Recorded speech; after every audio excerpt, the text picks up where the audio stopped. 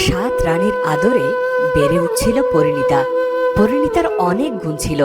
সে খুব ভালো গান গাইতো, আর তার যেমন মিষ্টি চেহারা তেমনি মায়াবী চোখ। কিন্তু আপত্তি হলো ওর চুলের জন্য কেউ ওর সাথে তেমন করে মিশতই না। চলো আমরা খেলা শুরু করি। কিন্তু আজ অন্যরা কেউ এলো না কেন? ওরা আর আসবে না রাজকন্যা। পাঠশালায় অনেক পড়ার চাপ। তাছাড়া আমরা তো সব ছোট ঘরের মেয়ে। সংসারে আমাদের অনেক কাজ করতে হয়। ছোট ঘর আর বড় ঘর বলে কিছু হয় না সাথী। আমি রাজকন্যা হলেও আমার নিজের কাজ তো আমি নিজেই করি। মাঝে মাঝে বাবার জন্য ফল কেটে দিই, শরবত তৈরি করি। কিন্তু লেখাপড়ার পাশাপাশি খেলাধুলা না করলে মন আর শরীর ভালো থাকবে কেমন করে? আমার মা বলে এত খেলার কোনো দরকার নেই। বড় হয়ে গেছি আমি, তাই ঘর সামলানো শিখতে হবে। আমি আর চলি রাজকন্যা। কিন্তু আমরা তো খেলাটা শুরুই করলাম না। আমার ঘরে অনেক কাজ আছে, পরে আসবো না হয়?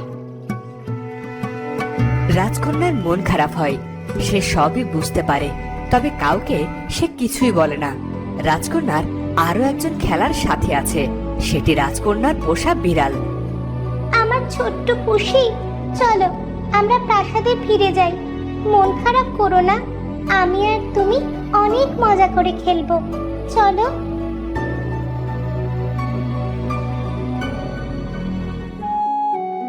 কিন্তু বিড়ালটি রাজকন্যাকে টেনে বাগানে নিয়ে যায়। আহা, বাগানে এলে মনটা বড্ড শান্ত হয়ে যায়। এমন স্নিগ্ধ বাতাস, ফুলেরা কি মিষ্টি দেখতে।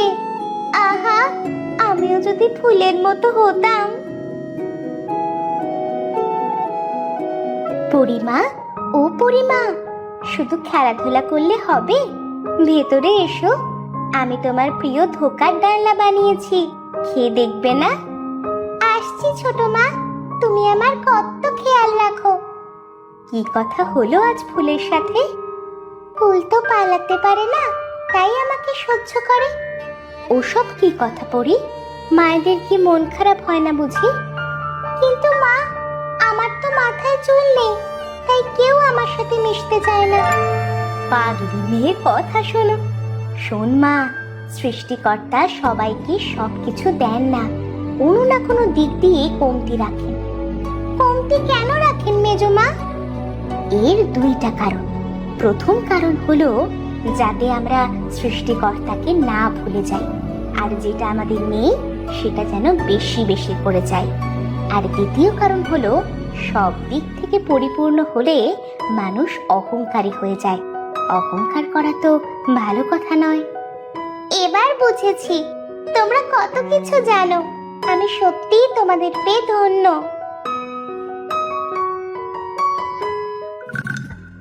ওদিকে কাঞ্চনগড়ের রাজপুত্র এসেছে শিকার করতে।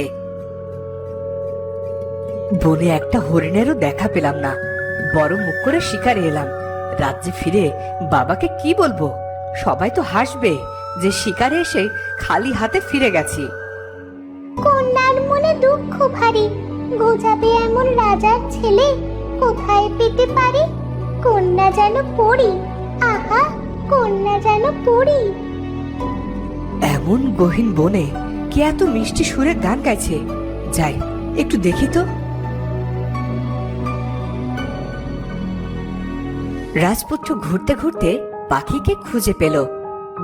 কন্যার মনে দুঃখ ভারী, গোজাবে এমন রাজার ছেলে কোথায় পেতে পারি? কন্যা যেন পড়ি, আহা, কন্যা যেন পড়ি। তার মানে বনের মধ্যে তুমি গান গাইছো? তুমি তো বেশ মিষ্টি পাখি। তুমিও বড্ড ভালো রাজকুমার, তোমাকে তো এ বনে আগে দেখিনি। আমি অনেক দূরের রাজ্য থেকে এসেছি। তুমি কি বনের সবাইকে চেনো? সবাইকে না, তবে যারা শিকার করতে আসে তাদের চিনে রাখি। আমার বন্ধু বলে শিকারীদের মনে কোনো দয়া মায়া নেই, তাই তো ওরা অন্যের প্রাণ নিতে পারে। বাহ, তোমার বন্ধু তো খুব ভালো কথা বলে। কোথায় কোথায় থাকে তোমার বন্ধু? যদি তুমি তাকে দেখতে চাও তাহলে বনের পূর্ব দিকের নদী পেরিয়ে এগিয়ে যাও, তার দেখা পাবে। তুমি কি আমার সাথে যাবে? তুমি কি আমাকে বন্দি করতে চাও? তোমার মতো মিষ্টি পাখিকে কি করে বনে রেখে দেই? আমি তোমার গানে মুগ্ধ। আমি তোমার আরো অনেক গান শুনতে চাই। আচ্ছা, তোমার ওই কন্যার কি হলো? কোনো রাজপুত্রের দেখা কি মিলল সেই কন্যার? বিধিলিপিতে থাকলেই মিলবে, কেউ তাকে আটকাতে পারবে না। তখন পাখি উড়ে গেল। রাজপুত্র তাকে ডাকলো, কিন্তু পাখি তার ডাকে আর সাড়া দিল না। তখন সেখানে এলো রাজপুত্রের বন্ধু। তুমি এখনো এখানে? সন্ধ্যা নামতে চললো, আমাদের তো ফিরতে হবে।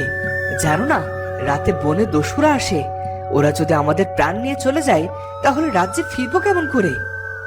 আমি এখন রাজ্যে ফিরবো না। ফিরবে না মানে? তুমি কি বনবাসী হলে নাকি? বনবাসী নই, মনোবাসী হতে চাই। মানে কি রাজপুত্র? তোমাকে তো আগে কখনো এমন কথা বলতে শুনিনি। ওই পাখিটাকে দেখেছো? জানো পাখিটা আমাকে কি বলে গেল? পাখি? আমি তো কোনো পাখি দেখিনি। আর পাখি কি বলবে? পাখি কি কথা বলতে পারে? পাখি আমাকে একটা মায়াবী কন্যার সন্ধান দিয়ে গেছেন। আমি তার কাছে যেতে চাই। এসব আবার হয় নাকি? ফিরে চলো, মহারাজার মহারানী তোমার অপেক্ষা করছে। আমি একা গিয়েই বা ওদেরকে কি বলবো? একা কেন যাবে? তুমি তো আমার সাথে সেই মায়াবী কন্যাকে খুঁজতে যাবে। তুমি না আমার বন্ধু? বন্ধু বলেই তো পরামর্শ দিচ্ছি। চলো নিজেদের রাজ্যে ফিরে যাই।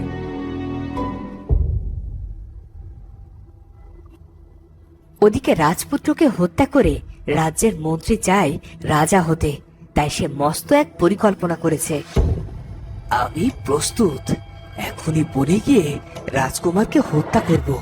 রাজকুমারের শোকে রাজা পাথর হয়ে যাবে, আর রাজ্য হবে আমার।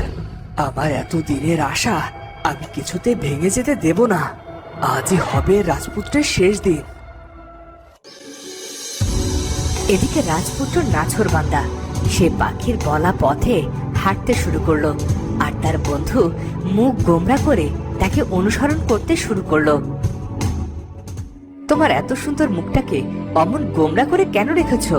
বরং এটা ভাবো, যাকে খুঁজতে যাচ্ছি সত্যি যদি সে থেকে থাকে, তবে কি ভালোটাই না হবে? নাও তো থাকতে পারে। অমন বলো না বন্ধু, বনের পাখিরা কি মিথ্যা বলতে পারে? চলো না, দেখি কি হয়। তো বন্ধুরা, কি হবে এবার? রাজপুত্র আর পরিণীতার কখনো কি দেখা হবে, নাকি রাজপুত্র মারা যাবে মন্ত্রীর হাতে? দেখা হচ্ছে পরের ভিডিওতে। ধন্যবাদ।